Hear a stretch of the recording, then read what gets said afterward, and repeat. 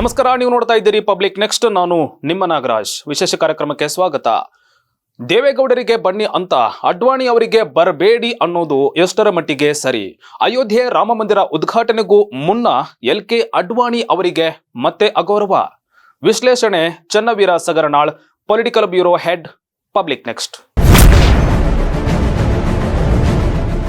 JDS ವರಿಷ್ಠ ಮಾಜಿ ಪ್ರಧಾನಿ HD ದೇವೇಗೌಡ ಅವರು ಮುಂಬರುವ ಜನವರಿ 22ರಂದು ನಡೆಯಲಿರುವ ಅಯೋಧ್ಯೆಯ ರಾಮ ಮಂದಿರದ ಉದ್ಘಾಟನಾ ಕಾರ್ಯಕ್ರಮಕ್ಕೆ ಹಾಜರಾಗೋದು ಪಕ್ಕಾ ಆಗಿದೆ. ಆದರೆ ಬಿಜೆಪಿಯ ಭೀಷ್ಮರು ಅಂತ ಖ್ಯಾತರಾದ, ಒಂದು ಕಾಲದಲ್ಲಿ ರಾಮ ಮಂದಿರಕ್ಕಾಗಿ ಹೋರಾಟವನ್ನ ಆರಂಭಿಸಿದ್ದ LK ಅಡ್ವಾಣಿ ಮತ್ತೋರ್ವ ಹಿರಿಯ ಮುತ್ಸದ್ದಿ ಮುರಳಿ ಮನೋಹರ್ ಜೋಶಿ ಅವರಂತ ಘಟಾನುಘಟಿ ನಾಯಕರಿಗೆ ನಿಮಗೆ ವಯಸ್ಸಾಗಿದೆ, ಈ ಕಾರ್ಯಕ್ರಮಕ್ಕೆ ಬರಬೇಡಿ ಅಂತ ಹೇಳೋದು ಎಷ್ಟರ ಮಟ್ಟಿಗೆ ಸರಿ?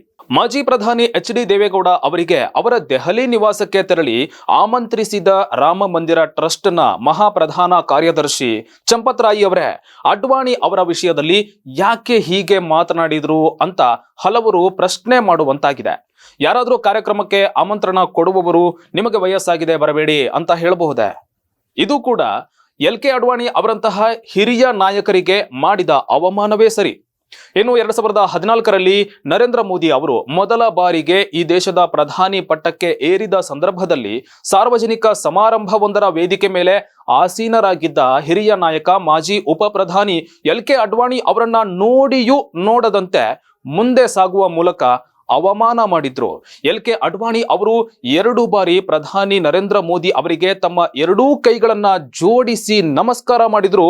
ಅತ್ತ ತಿರುಗಿಯೂ ನೋಡದೆ, ಪ್ರತಿಯಾಗಿ ನಮಸ್ಕಾರವನ್ನು ಹೇಳದೆ ನರೇಂದ್ರ ಮೋದಿ ಅವರು ಇತ್ತಿಂದತ್ತ ನಡೆದು ಬಿಟ್ಟಿದ್ರು. ಮಾತ್ರವಲ್ಲ, ಅದೇ ವೇದಿಕೆ ಮೇಲೆ ಆಸೀನರಾಗಿದ್ದ ಮತ್ತಾರೋ ನಾಯಕನನ್ನ ಆತ್ಮೀಯವಾಗಿ ಸ್ವಾಗತಿಸುವ ಕಾರ್ಯದಲ್ಲಿ ನಿರತರಾದಂತೆ ಕಂಡು ಬಂದ್ರು. ಆ ದೃಶ್ಯವನ್ನ ನೋಡಿದಾಗ ಬರೀ ಅಡ್ವಾಣಿ ಅವರಿಗಷ್ಟೇ ಅಲ್ಲ, ದೇಶದ ಅಸಂಖ್ಯಾತ ಅಡ್ವಾಣಿ ಅಭಿಮಾನಿಗಳಿಗೂ ನೋವುಂಟು ಮಾಡಿತ್ತು. ಈ ಅವಮಾನಕರ ಘಟನೆಯ ಬಳಿಕ ಬಹುಶಃ ಅಡ್ವಾಣಿ ಅವರು ಬಹುವಾಗಿ ನೊಂದುಕೊಂಡ್ರು ಅಂತ ಹೇಳಲಾಗುತ್ತೆ. ಬಳಿಕ ಪ್ರಧಾನಿ ನರೇಂದ್ರ ಮೋದಿ ಅವರು ಬೇರೆ ಸಂದರ್ಭದಲ್ಲಿ LK ಅಡ್ವಾಣಿ ಅವರನ್ನ ಭೇಟಿ ಮಾಡಿ ಆಶೀರ್ವಾದ ಪಡೆದಿರಬಹುದು. ಆದರೆ ಅಡ್ವಾಣಿ ಅಂತ ಹಿರಿಯ ನಾಯಕರಿಗೆ ಪ್ರಧಾನಿಯಾದ ಮಾತ್ರಕ್ಕೆ ಹೀಗೆ ಅಗೌರವ ತೋರಬಾರದಿತ್ತು ಅನ್ನೋದು ಬಹುತೇಕರ ಅಭಿಪ್ರಾಯ. ಬಿಜೆಪಿಯಲ್ಲಿ 75 ದಾಟಿದವರನ್ನ ಪಕ್ಷದಲ್ಲಿ ಹಿಂದಕ್ಕೆ ಸರಿಸುವ ಕಾರ್ಯ ಇಲ್ಲಿಂದಲೇ ಆರಂಭ ಆಗಿತ್ತೋ ಏನೋ.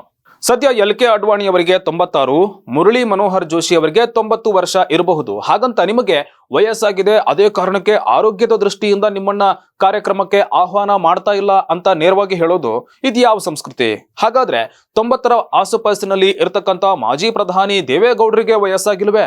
ಅವರನ್ಯಾಕೆ ಅವರ ದೆಹಲಿ ನಿವಾಸದವರೆಗೂ ಹೋಗಿ ಅವರನ್ನ ಆಮಂತ್ರಣ ಕೊಟ್ರಿ? ಮಾಜಿ ಪ್ರಧಾನಿ ದೇವೇಗೌಡರನ್ನ ರಾಮ ಮಂದಿರ ಉದ್ಘಾಟನಾ ಕಾರ್ಯಕ್ರಮಕ್ಕೆ ಆಹ್ವಾನ ಕೊಟ್ಟಿದ್ದಕ್ಕೆ ಯಾವ ತಕರಾರು ಇಲ್ಲ.